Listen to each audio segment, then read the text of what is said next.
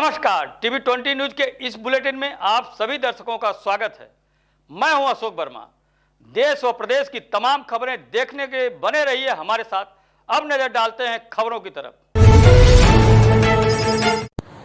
बुढ़नपुर तहसील क्षेत्र के अतरौलिया विकास खंड में शासन द्वारा संचालित अमृत सरोवर योजना का भव्य तरीके से गोविंदपुर गांव में सोमवार को मंत्रोच्चार के बीच भाजपा के पूर्व जिलाध्यक्ष जयनाथ सिंह व खंड विकास अधिकारी हेमंत कुमार सिंह के हाथों भूमि पूजन कर कार्य का शुभारंभ किया गया।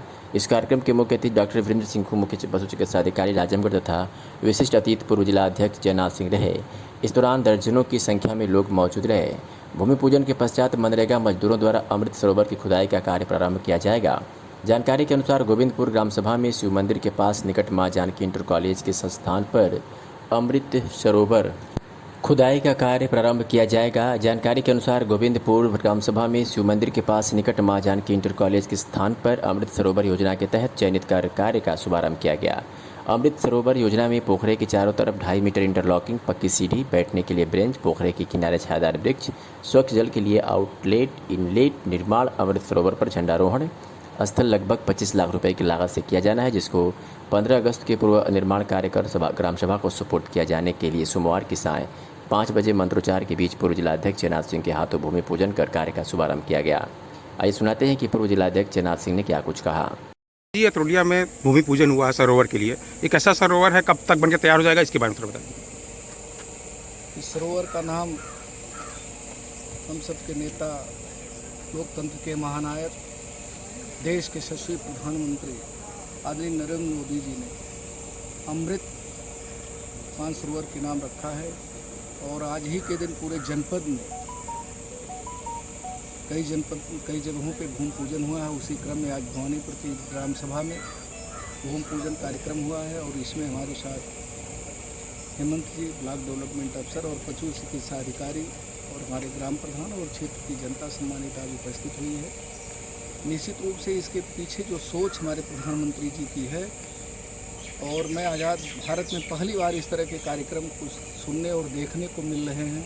और जो निर्देश प्राप्त हुए हैं सरकार की तरफ से कि इस पोखरे का अमृत सरोवर का निर्माण 1 माह के अंदर ख़त्म कर दिया जाए और जनपद का एक ऐसा आदर्श अमृत सरोवर बनेगा मानसरोवर की, जो एक देखने लायक और पर्यटक स्थल टाइप ये कार्यक्रम हमारे वीडियो साहब भी मन बनाए हैं कि काफ़ी, और यह कार्यक्रम जन सहयोग से ही ज़्यादा संभव हो सकता है। जितना भी जन सहयोग होगा, चाहे यहाँ लाइटों की व्यवस्था होगी, चाहे चेयर होगी, चाहे कुर्सियाँ होंगी, जो भी व्यवस्था यहाँ कर पाएंगे, और इंटरलॉकिंग का जितना भी जन सहयोग से हो जाएगा। और फिर सरकार भी मन बनाई है कि इसमें जितनी ताकत के साथ, निष्ठा के साथ हम भरपूर मदद करेंगे और यह बहुत जल्द ही तैयार हो जाएगा और खूबसूरती मिलेगी। खूबसूरती के साथ साथ जल स्तर जो हमारा डाउन हो रहा है, वो जल स्तर भी हमारा पर्याप्त हो जाएगा। और जो भी पानी की निकासी, पानी अंदर जो आएंगे, कचड़े नहीं आ पाएंगे, उसके लिए भी जाली वगैरह सारी व्यवस्थाएं की जा रही हैं। बहुत इसका सुंदर सपना है और यह सपना निश्चित रूप से सरकार का। उसी क्रम में हमारे सारे जनपद के अधिकारी अपने मनोयोग से इस काम में लगे हैं और कल से यहाँ कार्यक्रम प्रारंभ हो जाएगा। धन्यवाद। आजमगढ़ के सगड़ी तहसील क्षेत्र अंतर्गत फूलचंद ग्रामीण महिला पीजी कॉलेज नरहन खास में राज्य सरकार द्वारा संचालित महत्वाकांक्षी योजना के अंतर्गत छात्र छात्राओं को टैबलेट व स्मार्टफोन वितरण किया गया। छात्र छात्राओं ने टैबलेट स्मार्टफोन वितरण कार्यक्रम में हिस्सा लिया तो वहीं अध्यापकों ने विद्यार्थियों को तकनीक का सदुपयोग करने का आह्वान किया। संस्थान नोडल अधिकारी एवं व्यवस्थापक आनंद प्रकाश यादव सोनू ने कहा कि आज पलक झपकते ही स्टूडेंट दुनिया के किसी भी भाग में बैठे व्यक्ति से संपर्क कर सकता है। सरकार की इस योजना से स्टूडेंट्स को अपनी शिक्षा को और बेहतर बनाने में मदद मिलेगी। वही अध्यापकों और छात्रों में उपस्थित रहे अनिल शशिकांत, राजीव चौबे, सौरभ, जयनाथ, मुरली मिथिलेश, अभिषेक, सुमन प्रिया, विश्वकर्मा, विजय शमशेर एवं द्वितीय वर्ष के छात्र छात्राएं भी उपस्थित रहे। आजमगढ़ के फूलपुर पवई के पूर्व विधायक श्याम बहादुर यादव की माताजी के निधन पर तथा पूर्व मंत्री राम आश्रय विश्वकर्मा की पत्नी के यहाँ श्रद्धांजलि सभा में समाजवादी पार्टी के राष्ट्रीय अध्यक्ष और पूर्व मुख्यमंत्री अखिलेश यादव शामिल होने पहुंचे। यहां पर पत्रकारों के सवाल पर उन्होंने भारतीय जनता पार्टी पर जमकर निशाना साधा। ज्ञानवापी मस्जिद में शिवलिंग मिलने के मामले पर उन्होंने कहा कि कई सालों पुरानी मस्जिद है, सुप्रीम कोर्ट का भी आदेश है कि पुरानी चीज़ों को नहीं छेड़ा जा सकता, लेकिन यह भाजपा के अदृश्य मित्र हैं जो रह रह कर सामने आते हैं। यह भारतीय जनता पार्टी की साजिश है। भारतीय जनता पार्टी के लोग हिंदू मुसलमान के बीच नफरत पनपती रहे, लोग इसमें उलझे रहें, यह प्रयास करते हैं, जिससे महंगाई पर चर्चा ना हो। पेट्रोल, डीजल, कड़वा तेल, स्टील सब महंगे हो रहे हैं, लेकिन इस पर चर्चा ना हो, इसलिए यह सब होता है। पहले वन नेशन वन राशन की बात होती थी, अब वन नेशन वन पूंजीपति की बात हो रही है। उन्होंने कहा कि अब राशन देने के लिए भी शर्तें थोपी जा रही है। चुनाव हो गया है, इसलिए अब वे जनता को नहीं पहचानते। वहीं मुख्यमंत्री के दिन पूर्व एक हॉस्पिटल के उद्घाटन पर सवाल खड़ा करते हुए पूर्व मुख्यमंत्री ने कहा कि रेजिडेंशियल एरिया में कैसे हॉस्पिटल बन गया, यह नियम के खिलाफ है। इसका खुद मुख्यमंत्री उद्घाटन भी कर रहे हैं, क्या इस पर बुलडोजर चलेगा? वहीं उन्होंने कहा कि अगर राशन यहाँ से हटा दिया जाए तो यहाँ की स्थिति श्रीलंका से भी बुरी होगी, क्योंकि इन्होंने नौकरी नहीं दी, रोजगार नहीं दिया। एम्बुलेंस के ड्राइवर हड़ताल कर रहे हैं। बड़े ही स्टाइल से दरोगा भर्ती में घोटाला किया गया, लेकिन टेक्नोलॉजी में भ्रष्टाचार कर दिया गया। कानून व्यवस्था पुलिस के जिम्मे है, लेकिन थाने में ही बलात्कार हो गया। थाने में बुलडोजर क्यों नहीं चला? कुल मिलाकर भाजपा सरकार बुनियादी मुद्दों से लोगों का ध्यान हटाने के लिए नफरत के बीच पनपा रही है। तमाम ऐसी बातें कही, सीधे सुनिए कि और क्या कुछ कहा अखिलेश यादव ने। मंत्री रामेश्वर विश्वकर्मा जी के पत्नी के निधन के बाद उनके घर में कार्यक्रम था, मुझे शामिल होना था, लेकिन उस समय मैं शामिल नहीं हो पाया। आज मुझे आने का मौका मिला, इसलिए जहां पार्टी के पूर्व विधायक श्याम बहादुर उनकी माता जी के निधन के बाद उनके घर में कार्यक्रम था, उसमें शामिल हुआ। और साथ ही आज मैं राम आसिफ विश्वकर्मा जी, उनके सभी सहयोगी साथियों, परिवार के लोगों से मिलने का मौका मिला है। उस समय दुख की घड़ी में मैं नहीं पहुंच पाया था, इसलिए आज मैंने ज़रूरी समझा कि आज जब मैं जा रहा हूं आजमगढ़ तो परिवार से मैं मिलूँ। जहाँ तक आजमगढ़ का सवाल है, ये एक्सप्रेसवे इसीलिए बनाया गया था कि आजमगढ़ में जल्दी आएँ और जल्दी लोगों से मिल सकें। जिस समय नेताजी यहाँ से लोकसभा के साथ थे, समाजवादी पार्टी की सरकार थी, आगरा लखनऊ एक्सप्रेसवे बन गया था को और आगे ले जाएं। उस समय यहाँ की जनता ने कभी एक्सप्रेसवे नहीं मांगा था, लेकिन उसके बावजूद समाजवादी सरकार ने समाजवादी पूर्वांचल एक्सप्रेसवे दिया था। तो आज एक्सप्रेसवे है, आजमगढ़ से आना जाना आसान हो गया। जनता का आना जाना आसान है तो हमारा भी आना जाना आसान है। सर, कथित रूप से ज्ञानवापी मंदिर वहाँ पे जो शिवलिंग मिला है, उसको लेकर के किस तरीके से आप देख रहे हैं? ज्ञानवापी मस्जिद बहुत पुरानी रही है और ये भारतीय जनता पार्टी की जानबूझ करके साजिश है। भारतीय जनता पार्टी के ये इंडिविजिबल मित्र हैं जो समय समय पर निकल करके आते हैं।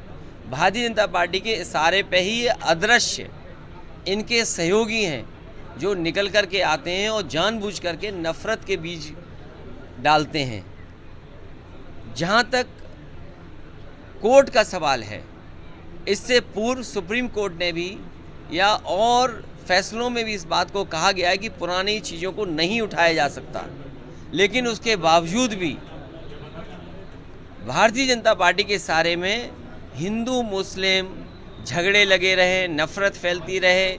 जो बुनियादी सवाल हैं उन पर चर्चा ना हो, महंगाई पे चर्चा ना हो, डीजल की महंगाई पे चर्चा ना हो, पेट्रोल की कीमतें बढ़ रही उसकी पे चर्चा ना हो, स्टील महंगी हो गई उस पर चर्चा ना हो, सीमेंट महंगा हो गया उस पर चर्चा ना हो, कड़वा तेल महंगा हो गया उस पर चर्चा ना हो। इसलिए जानबूझ करके भारतीय जनता पार्टी की इस तरह का काम करती है। उन्हीं के सहारे पर इस तरह के सवाल उठाए जाते हैं, और जब ये सवाल उठाए जाते हैं कहीं ना कहीं आप देखना कुछ ना कुछ खरीद नहीं चीज बिक रही हैं। अभी तक तो भारतीय जनता पार्टी कहती थी वन नेशन वन राशन। हो सकता है आने वाले समय में भारतीय जनता पार्टी कहे कि एक देश एक पूंजीपति। इसलिए हम लोगों को सावधान रहना पड़ेगा भारतीय जनता पार्टी की साजिश से। सर, अपात्र बताकर राशन कार्ड से लोगों के नाम काटे जा रहे हैं। भारतीय जनता पार्टी अभी तक तो उद्योगपतियों से मुनाफा कमा रही थी कि अगर देखें आप, सबसे ज़्यादा चंदा भारतीय जनता पार्टी को मिला है, पॉलिटिकल पार्टी को। ये पॉलिटिकल पार्टी वो है जो गरीबों से भी मुनाफा कमाना चाहती है। जब गेहूं खरीदा गया होगा तो कोई कीमत नहीं होगी, और जब राशन दिया गया था गरीबों को तो कोई शर्त नहीं थी। अब चुनाव जीत गए तो गरीबों को पहचानते नहीं है। ये वो सरकार है जो गरीबों से भी वसूल रही हो, मुनाफा कमाना चाहती है। सर चर्चाएं हैं और कयास भी लगाए जा रहे हैं कि डिम्पल जी यहाँ से लोकसभा प्रत्याशी हो सकती है उपचुनाव में। अभी मैं इस बात को नहीं कह सकता हूँ, लेकिन हमारी पार्टी के कार्यकर्ता नेता हम लोग बैठ करके तय करेंगे कि लोकसभा का आने वाले चुनाव में कौन प्रत्याशी होगा। लेकिन यहाँ की जनता पर और हमें कार्यकर्ताओं पर भरोसा है कि समाजवादी पार्टी की पुनः ऐतिहासिक जीत होगी।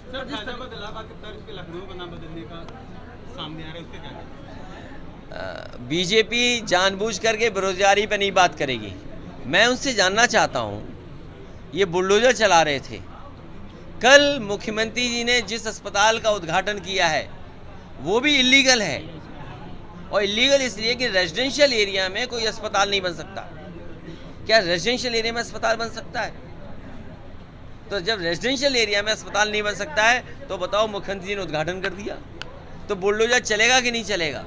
सर ओवैसी ने ट्वीट किया है कि महंगाई बेरोजगारी के जो है वो औरंगजेब है, प्रधानमंत्री उसके जिम्मेदार नहीं है। देखिए, मैं उनके सवाल का जवाब इसलिए नहीं दे रहा हूँ, जब हम और आप और अखबार और मीडिया के माध्यम से बीजेपी ने उलझा दिया, उसी समय न जाने कितनी भारत की चीज़ें बिक गई, न जाने किसने खरीद ली। इसीलिए बीजेपी ये चाहती है कि जो लोग नारा दे रहे थे वन नेशन वन राशन, हम और आप लोग इसी तरह उलझे रहें इन सवालों में, वो लोग ये ना कर दें, सब कुछ बेच दें और ऐसा लगे कि एक देश और एक पूंजीपति। कहीं ऐसा तो नहीं देश एक दिशा में ऐसे जा रहा हो जहाँ पर देश में एक देश एक पूंजीपति दिखाई दे। सर 2024 में होने वाले चुनाव में क्या देश से महागठबंधन की तरफ नहीं बढ़ रहा है? हमारा जो साथी सवाल कर रहा है, आज अगर राशन हटा लो तो श्रीलंका से खराब हो जाएगा। यहाँ आज राशन हटा लो तो हो सकता है श्रीलंका से भी खराब हालात यहाँ हो जाएं, क्योंकि आपने रोजगार नहीं दिए। जो व्यवस्था आपको बनानी चाहिए थी पढ़ाई की, चिकित्सा, स्वास्थ्य की, वो बना नहीं पाए। एम्बुलेंस के ड्राइवर आंदोलन कर रहे हैं। अभी एसआई भर्ती में घोटाला हो गया, और घोटालिया कितना स्टाइल से घोटाला हुआ कि जिन सवालों के जवाब देने थे कुछ सेकंड में जवाब दे दिए। स्क्रीन शेयरिंग में ये टेक्नोलॉजी के साथ भ्रष्टाचार कर रहे हैं, टेक्नोलॉजी के साथ भेदभाव कर रहे हैं, और उसमें पकड़े गए हैं। न जाने कितने लोग सॉल्वर पकड़े गए हैं, जो सॉल्व करा था वो पकड़े गए, लेकिन अभी परीक्षा कैंसिल नहीं। सर अपराध पे कोई लगाम नहीं लगा पा रही उत्तर प्रदेश की सरकार, क्योंकि ये पुलिस को खुली छूट दे दी है। पुलिस से ये चुनाव जितवा रहे थे। जब पुलिस से ये चुनाव जीतेंगे तो पुलिस से क्या उम्मीद करेंगे? पुलिस भी मनमानी करेगी। थाने में देखिए बलात्कार हो गया, एक बेटी का बलात्कार हुआ हो, घटना हुई हो उसके साथ, और जब वो न्याय मांगने आई हो तो थाने के थानेदार ने उसके साथ कर दिया वो बलात्कार। क्या थाने में बुलडोजर चलेगा कि नहीं चलेगा? तो इस सरकार में अगर आप न्याय मांगने जाओगे तो बुलडोजर चल जाएगा। आने वाले लोकसभा के चुनाव में क्या रणनीति होगी? क्या देश एक बार फिर महागठबंधन? ये उत्तर प्रदेश की जनता भारतीय जनता पार्टी का सफाया करेगी। ये महंगाई देखते हुए, बेरोजगारी देखते हुए इनका सफाया होगा। मेहनगर से खबर है, जहां शिक्षा क्षेत्र की बीबीएस राज महाविद्यालय गोपालपुर में मंगलवार को सरकार की महत्वाकांक्षी योजना के अंतर्गत शासन द्वारा प्रदत्त छात्र छात्राओं को उच्च तकनीक और गुणवत्तापूर्ण शिक्षा सुलभ कराने के लिए स्नातकोत्तर अंतिम वर्ष में अध्ययनरत 22 को टैबलेट्स वितरित किया गया। कार्यक्रम की मुख्य अतिथि भाजपा के जिला कार्यकारिणी सदस्य सहजानंद पांडे ने टैबलेट्स वितरण के बाद छात्र छात्राओं को संबोधित करते हुए कहा कि वर्तमान परिप्रेक्ष्य में शिक्षा के आधुनिकीकरण और तकनीकी रूप से बदलने के कारण सभी के लिए डिजिटल होना आवश्यक है। ऐसे में यह टैबलेट्स आपको एक अहम भूमिका निभाएगा। इस मौके पर प्रबंधक रामाकर सिंह, नोडल अधिकारी डॉक्टर पुरेंद्र मिश्रा, डॉक्टर फतेह बहादुर सिंह आदि उपस्थित रहे हैं। इसी कड़ी में क्षेत्र के ग्राम समाज पीजी कॉलेज बाबू की खजूरी जयनगर में भी MA भाग 2 के छात्र छात्राओं को भी महाविद्यालय के प्रबंधक इंजीनियर श्याम सुंदर सिंह ने टैबलेट वितरित किया। इस मौके पर महाविद्यालय के प्राचार्य डॉक्टर विजेंद्र कुमार राय ने संबोधित करते हुए कहा कि यह टैबलेट आप सभी को सरकार द्वारा वर्तमान समय के सापेक्ष शिक्षा में बढ़ते प्रतिस्पर्धा और डिजिटली जुड़कर एक अहम भूमिका हासिल करते हुए राष्ट्र के सर्वांगीण विकास में सहायक होगा और तकनीकी रूप से आपको मजबूती मिलेगी। इस अवसर पर डॉक्टर विनोद कुमार सिंह और नोडल अधिकारी नरेश कुमार मौर्य ने संबोधित किया। इस मौके पर डॉक्टर शैलेंद्र वर्मा, डॉक्टर राम सदन, अनिल कुमार यादव आदि उपस्थित रहे। आधुनिक तकनीक के संसाधन हैं, उनकी योग्यता के अनुसार उनको वितरित किया जाएगा। उस कड़ी में अपने वादे के अनुसार हमारी उत्तर प्रदेश की भारतीय जनता पार्टी की सरकार, उत्तर प्रदेश के यशस्वी मुख्यमंत्री माननीय पूज्य योगी आदित्यनाथ जी के द्वारा आप लोगों के पठन पाठन में सहयोग के लिए यह टैबलेट आज वितरित किया जा रहा है। इस महाविद्यालय परिवार के द्वारा से मेरा भी बहुत बड़ा गहरा संबंध रहा है। बुलाने को आप किसी को भी बुला सकते थे, लेकिन भारतीय जनता पार्टी का कार्यकर्ता और पदाधिकारी होने के नाते और आप लोगों से हमारे व्यक्तिगत संबंध होने के नाते आपने भी हमें इस महाविद्यालय में आज इस कार्यक्रम में अवसर प्रदान किया। हम इसके लिए भी आपको बहुत बहुत धन्यवाद ज्ञापित करते हैं। और आप लोग पूरे मनोयोग से आज जो टैबलेट पाए हैं, सरकार की महत्वाकांक्षी परियोजना जो सोच को आगे बढ़ाते हुए योगी जी ने आप लोगों को, माननीय मुख्यमंत्री जी ने आपको यह टैबलेट प्रदान किया, उसका सदुपयोग आप लोग भरपूर करेंगे। हमें आशा है, पूर्ण विश्वास है कि आप अपने जीवन में अपने लक्ष्य को अवश्य प्राप्त करेंगे। जय हिंद, जय भारत। भदोही में उप जिला मजिस्ट्रेट ज्ञानपुर योगेंद्र कुमार व क्षेत्राधिकारी ज्ञानपुर भुवनेश्वर पांडे के संयुक्त नेतृत्व व उच्च न्यायालय प्रयागराज के आदेश के अनुपालन में राजस्व कर्मियों व पर्याप्त पुलिस बल की उपस्थिति में तहसील ज्ञानपुर, थाना गोपीगंज क्षेत्र अंतर्गत ग्राम महुआरी योगीगंज राष्ट्रीय राजमार्ग के किनारे तालाब की भूमि पर अवैध कब्जा करने वाले लगभग 3 दर्जन भूमाफियाओं के कब्जे से कुल 44,500 वर्ग फीट तालाब की भूमि को नियमानुसार बुलडोजर चलवाकर अवमुक्त कराया गया। अवमुक्त कराई गई भूमि की कुल अनुमानित कीमत 5 करोड़ रुपए है। जमीन पर अवैध रूप से कब्जा करने वाले भूमाफियाओं के विरुद्ध नियमानुसार आवश्यक विधिक कार्रवाई की जा रही है। बलरामपुर जनपद में पचपेड़वा विकासखंड क्षेत्र के जनजात बाहुल्य गांव इमिलिया कोड़र में प्राथमिक स्वास्थ्य केंद्र के भवन निर्माण के लिए योगी सरकार ने 2 करोड़ 16 लाख से अधिक का धन आवंटित कर दिया है। इसका शिलान्यास भी चुनाव पूर्व क्षेत्रीय भाजपा विधायक शैलेश कुमार सिंह के द्वारा बीते 7 जनवरी को किया जा चुका है। अब इस भवन का निर्माण कार्य जारी है, जिसमें ठेकेदार द्वारा मानकों की धज्जियां उड़ाते हुए भवन निर्माण कराकर सरकारी धन करने का प्रयास किया जा रहा है। भवन निर्माण में 2ym दर्जे का ईंट तथा लाल मोरंग की जगह पर बगल के नाले से अवैध खनन कर धूल भरे सफेद बालू का प्रयोग किया जा रहा है। भवन की बुनियाद की गहराई और चौड़ाई भी मानक के अनुसार नहीं बनाया जा रहा है तथा इसमें लगने वाले सामग्री ईंट, सीमेंट, मोरंग, सरिया आदि के प्रयोग में घटिया क्वालिटी और भारी कमी करके करोड़ों के इस भवन निर्माण में ठेकेदार बड़े पैमाने पर सरकारी धन लूटने का प्रयास कर रहा है, लेकिन कार्यदायी संस्था आवास विकास परिषद के अधिकारियों या कर्मचारियों का कहीं अता पता नहीं है। आपको बता दें कि भवन निर्माण कार्यदायी संस्था के जेई के निगरानी में होना चाहिए ताकि मानकों का पालन करते हुए निर्माण कार्य मजबूत और सुचारू रूप से संपन्न हो सके। का क्वालिटी खराब लगाया जा रहा है, सफेद बालू प्रयोग किया जा रहा है, मानक के विपरीत बन रहा है। इसकी बुनियादी बहुत कमजोर खराब ईंटा से लगा दिए हैं। जितनी गहराई होनी चाहिए वो गहराई नहीं दिया गया है। बालू लोकल बालू का प्रयोग किया जा रहा है, बालू का प्रयोग किया जा रहा है, घाघरा घाट वाली। अच्छा, तो इस तरीके से मानक के विपरीत बनाया जा रहा है, सरकारी धन का दुरुपयोग किया जा रहा है जी। इस संबंध में आप लोगों ने कहीं किसी से कोई शिकायत? अब वहाँ के जो आवास विकास परिषद के जेई उसको बताया गया तो अभी आता नहीं, दूसरे काम सौंप दिया है। अच्छा, अब कोई देख रेख नहीं है अभी? कोई देख रेख नहीं से भगवान भरोसे है। कोई सरकारी कार्यदायी संस्था है आवास विकास परिषद, उसका कोई कर्मचारी अधिकारी आता नहीं है। अपने मनमानी सब यहाँ लोकल पेटी ठेकेदार हैं, अपना बना रहे हैं सब, सरकारी धन को लूट रहे हैं जी। आजमगढ़ जनपद में पुलिस अधीक्षक अनुराग आर्य के निर्देश पर जनपद में अपराधियों पर नियंत्रण हेतु चलाए जा रहे अभियान के तहत आज कई अपराधी गिरफ्तार किए गए हैं। देवगांव पुलिस ने चोरी की मोटरसाइकिल सहित एक अभियुक्त को गिरफ्तार किया है, तो वही हरौला पुलिस ने हत्या के मुकदमे में वांछित 2 अभियुक्त को गिरफ्तार किया है। थाना बिलरियागंज पुलिस ने अवैध गांजे के साथ थाने के टॉप 10 अभियुक्त को गिरफ्तार किया, तो ईरानी की सराय पुलिस ने शादी में मारपीट कर घायल करने वाले अभियुक्त को गिरफ्तार करने में अहम सफलता हासिल की है।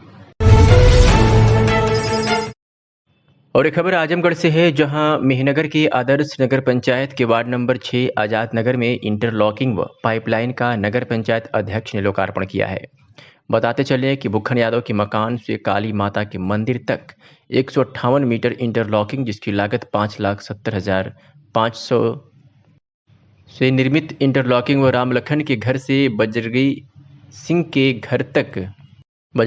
घर तक पाइपलाइन का विस्तार कार्य लागत 7,96,000 एवं भूखन यादव के घर से अमरनाथ पासवान के घर तक पाइपलाइन विस्तार कार्य लागत 7,90,000 का उद्घाटन नगर पंचायत अध्यक्ष अशोक चौहान द्वारा फीता काटकर लोकार्पण किया। इस दौरान श्री चौहान ने कहा कि नगर में आवागमन व जल निकासी के लिए जहां भी समस्या हो जरूर आप लोग बताएं। लोकार्पण से पूर्व सेवानिवृत्त उप जिलाधिकारी शैलेंद्र सिंह एवं सेवानिवृत्त शिक्षक शीतला सिंह द्वारा धूप अगरबत्ती दिखाकर नारियल तोड़कर कार्यक्रम शुभारंभ किया गया। कार्यक्रम से पूर्व श्री चौहान ने काली माता मंदिर में पूजा अर्चना कर आशीर्वाद प्राप्त किया। मौके पर वरिष्ठ लिपिक अशोक कुमार दुबे, सभासद मनदीप सिंह, लोकनाथ, शासन से मनोनीत सभासद सुधीर राय, समाजसेवी समीर सिंह, सत्येंद्र सिंह, बब्बू सिंह, बजरंगी सिंह, ब्रजेश सिंह, रामदेव यादव, अजीत सिंह, कृष्णानंद सिंह और नगर के सम्मानित नागरिक गण एवं कर्मचारी गण उपस्थित रहे। खबर आपको आजमगढ़ से दिखा रहे हैं, जहाँ पर मेहनगर आदर्श नगर पंचायत के वार्ड नंबर 6 आजाद नगर में इंटरलॉकिंग व पाइपलाइन का नगर पंचायत अध्यक्ष ने लोकार्पण किया। आपको बता दें, भूखन यादव के मकान से काली माता मंदिर तक 158 मीटर इंटरलॉकिंग जिसकी लागत 5,70,500 से निर्मित इंटरलॉकिंग व राम लखन के घर से बजरंगी सिंह के घर तक पाइपलाइन का विस्तार कार्य जिसकी लागत लगभग 7,96,000 एवं भूखन यादव के घर से अमरनाथ पासवान के घर तक पाइपलाइन विस्तारित की जाएगी जिसकी लागत लगभग 7,92,000 का। ये उद्घाटन आज नगर पंचायत अध्यक्ष अशोक चौहान द्वारा फीता काट कर लोकार्पण किया गया। इस दौरान श्री चौहान ने कहा कि नगर में आवागमन व जल निकासी के लिए जहां भी समस्या हो जरूर आप लोग बताएं। लोकार्पण से पूर्व सेवानिवृत्त उप जिलाधिकारी शैलेंद्र सिंह एवं सेवानिवृत्त शिक्षक शीतला सिंह द्वारा धूप अगरबत्ती दिखाकर नारियल तोड़कर किया गया। कार्यक्रम से पूर्व श्री चौहान ने काली माता मंदिर में पूजा अर्चना कर आशीर्वाद प्राप्त किया। मौके पर वरिष्ठ लिपिक अशोक कुमार दुबे, सभासद मनदीप सिंह, लोकनाथ, शासन से मनोनीत सभासद सुधीर राय, समाजसेवी समीर सिंह, सत्येंद्र सिंह, बब्बू सिंह, बजरंगी सिंह, ब्रजेश सिंह, रामदेव यादव, अजीत सिंह, कृष्णानंद सिंह, नगर के सम्मानित नागरिक एवं कर्मचारी उपस्थित रहे। आजमगढ़ से खबर है, जहां तनवीर रिजवी सदस्य उत्तर प्रदेश मदरसा शिक्षा परिषद द्वारा आज जनपद में उत्तर प्रदेश मदरसा बोर्ड द्वारा संचालित परीक्षा सेकेंडरी, सीनियर सेकेंडरी, कामिल एवं फाजिल की कक्षाओं की परीक्षा 5 परीक्षा केंद्र क्रमशः दारुल उलूम अहले सुन्नत मदरसा अशरफिया मिसबाहुल उलूम मुबारकपुर आजमगढ़, मदरसा बाबुल इल्म निशवा मुबारकपुर आजमगढ़, मदरसा मदरसतुल आलिया शेख रजब अली बमहौर आजमगढ़, मदरसा अरबिया अनवारुल उलूम जियनपुर आजमगढ़, मदरसा जामिया अरबिया तनवीरुल उलूम नौशहरा जियनपुर आजमगढ़ का औचक निरीक्षण किया गया। साथ ही उक्त परीक्षा हेतु मदरसा इस्लामिया जमियतुल कुरैशी जालंधरी आजमगढ़ को उत्तर पुस्तिकाओं का संकलन केंद्र बनाया गया है, जिसका भी निरीक्षण सदस्य महोदय द्वारा किया गया। बोर्ड के सदस्य तनवीर रिजवी द्वारा निरीक्षण के दौरान मदरसा बोर्ड की परीक्षा सुचारू रूप से संचालित पाई गई एवं परीक्षार्थियों को केंद्र द्वारा उपलब्ध कराई गई बिजली, पानी आदि की व्यवस्थाओं पर एवं बने संकलन केंद्र पर संतुष्टि व्यक्त किया गया। निरीक्षण के दौरान अरमान अहमद पूर्व सदस्य मदरसा बोर्ड के साथ साथ जिला अल्पसंख्यक कल्याण अधिकारी एवं वर्तमान सदस्य सचल दल मनोज कुमार राय, वक्फ निरीक्षक इरशाद अहमद आदि मौजूद रहे। पुलिस अधीक्षक अनुराग आर्य आजमगढ़ के निर्देश पर कोतवाली पुलिस ने एक वांछित अभियुक्त को गिरफ्तार करने में सफलता हासिल की है। आपको बता दें कि वादिनी द्वारा थाना स्थानीय पर लिखित तहरीर दिया गया कि उसके पति और ससुराल के लोगों द्वारा उसे दहेज के लिए प्रताड़ित किया जा रहा था। उसके पति मोहम्मद शफीक द्वारा 3 तलाक देने के संबंध में थाना स्थानीय पर मुकदमा पंजीकृत किया गया था और विवेचना प्रारंभ की गई। आज कोतवाली उप निरीक्षक विनय कुमार दुबे और पुलिस बल के साथ नगर पालिका गेट के सामने से मुकदमा उपरोक्त में वांछित अभियुक्त शरीफ पुत्र स्वर्गीय मोहम्मद नासिर निवासी मोहल्ला काजी कोट थाना मड़ियाहो जनपद जौनपुर को गिरफ्तार कर चालान कर दिया गया है। मुख्यमंत्री उत्तर प्रदेश सरकार की अग्निशमन सेवा 100 दिनों की कार्य योजना को क्रियान्वित करने के क्रम में पुलिस महानिदेशक फायर सर्विस उत्तर प्रदेश लखनऊ द्वारा निर्गत निर्देशों के अनुरूप सत्येंद्र पांडे मुख्य अग्निशमन अधिकारी आजमगढ़ के परीक्षण में बनारसी दास अग्निशमन अधिकारी ब्रह्मस्थान आजमगढ़ द्वारा आज ब्लॉक सठिया व रानी की सराय व सभापति अग्निशमन अधिकारी लालगंज द्वारा ब्लॉक तरमा व मेहनगर में प्रभारी अग्निशमन अधिकारी बूढ़नपुर द्वारा ब्लॉक हरौला व पवई में ग्राम प्रधान व ग्रामवासियों को नवनियुक्त युवकों को अग्नि सचेतक योजना के तहत जागरूक कर आग से बचाव एवं जीवन रक्षा के संबंध में व्याख्यान दिया गया। उत्तर प्रदेश में अध्ययनरत युवाओं के तकनीकी सशक्तिकरण हेतु प्रदेश सरकार द्वारा टैबलेट एवं स्मार्टफोन वितरण किया जा रहा है। इसी के अंतर्गत आज Baijnath Ram Naresh college of technology Telua Chakauli Chiraiyakot Azamgarh में आज बच्चों को स्मार्टफोन और टैबलेट वितरित किया गया। स्मार्टफोन और टैबलेट पाने के बाद बच्चों के चेहरे पर खुशी नजर आई। आपको बता दें, राज्य सरकार द्वारा संचालित महत्वाकांक्षी योजना के अंतर्गत आज हवलदार यादव द्वारा छात्र छात्राओं को टैबलेट वितरित किया गया। छात्र छात्राओं ने टैबलेट वितरण कार्यक्रम में हिस्सा लिया तो वहीं अध्यापकों ने भी विद्यार्थियों को तकनीक का सदुपयोग करने का आह्वान किया। आपको बता दें, इस मौके पर प्रधानाध्यापक, प्रबंधक सहित सभी छात्र मौजूद रहे। महिलाओं एवं बालिकाओं से संबंधित अपराधों पर प्रभावी अंकुश लगाए जाने तथा उनके मध्य सुरक्षा की भावना जागृत करने के उद्देश्य से एक महिला बीट प्रणाली के सुदृढ़ीकरण की दिशा में नेहरू हाल के सभागार में 2 दिवसीय प्रशिक्षण कार्यक्रम के अंतर्गत छूटे हुए महिला बीट पुलिस अधिकारियों को महिलाओं हित संचालित विभिन्न सरकारी योजनाओं, जन कल्याणकारी योजनाओं के संबंध में जिला स्तरीय अधिकारियों द्वारा प्रशिक्षण दिया गया।